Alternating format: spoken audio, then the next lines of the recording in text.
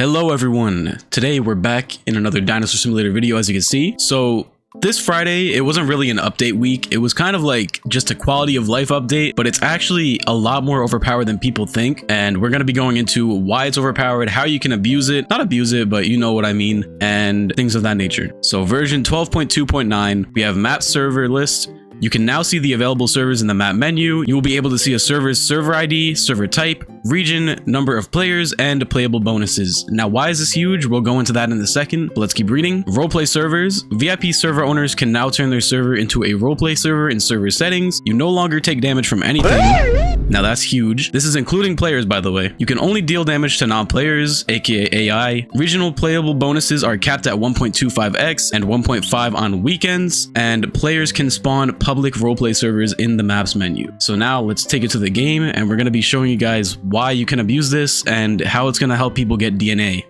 in the long run.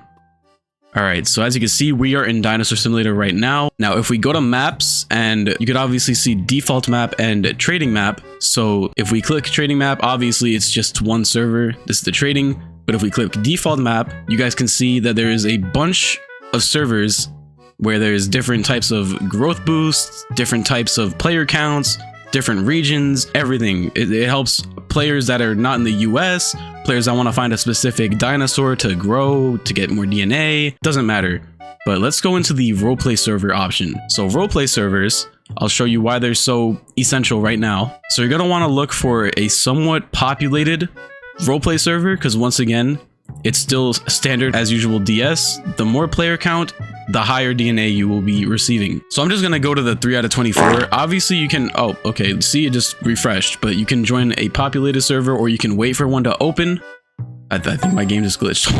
That's the only annoying thing about like the server list thing. I don't think he fixed the loading thing yet. So if you try to join a full server or a server that's like broken, it'll just kind of send you to that screen and you won't be able to move. So chicken, if you're watching this, there you go. So let's just join, oh look, an Argentinosaurus boost. Obviously, lots of people want to go for Argent Boost because it gives the most DNA. So let's go here. All right, so we can see that the Argent Boost is in the swamp. So let's spawn in as our baby Argent. And look at the DNA multiplier. You would think that it would be 150, just like a private server. And you could also see my thirst. It's at 0. But you can also see that I'm not losing health.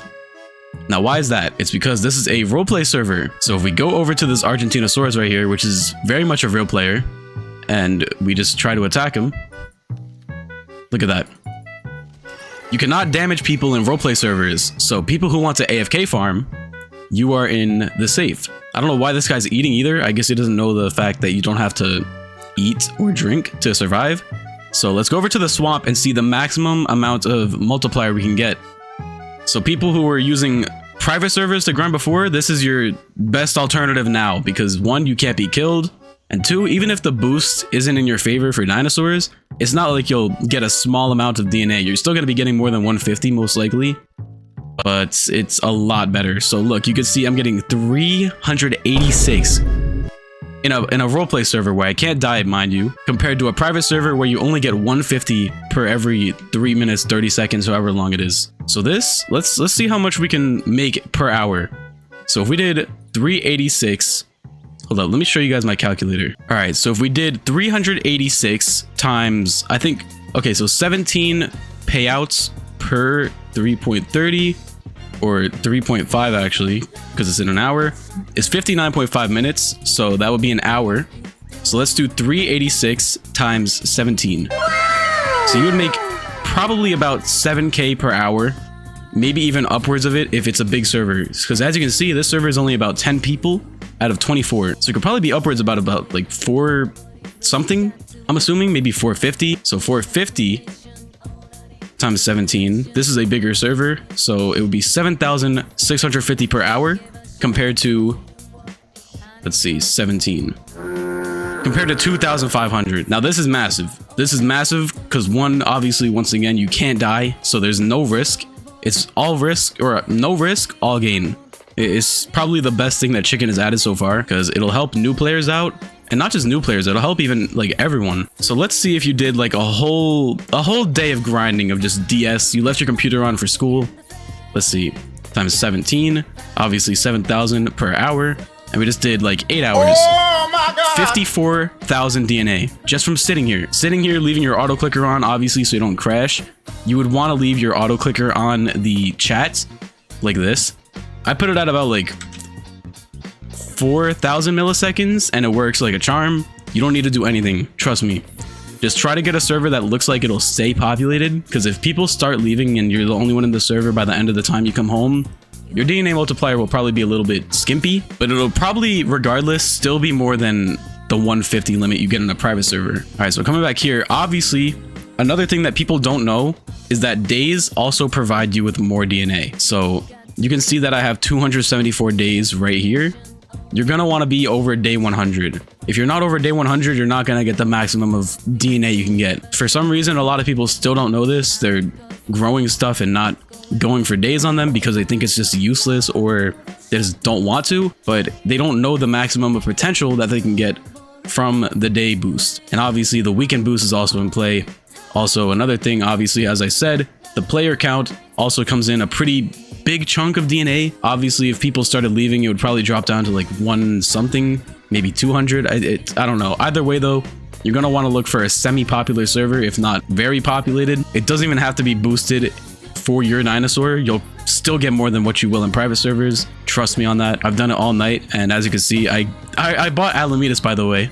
In the time that I haven't been recording, I bought Alamedas, and I already have 132,000 DNA, all in the span of like 3-4 days probably. So this is probably like the most overpowered DNA gain that Chicken has added, and thank God he did, because it'll probably welcome somewhat more new players now that they actually have a decent way of getting DNA. This is kind of like the AFK world of DS. I've started to notice a lot of games have an AFK world feature where you can just sit there and just grind. Look, this guy's trying to attack me, you can see, and it does nothing.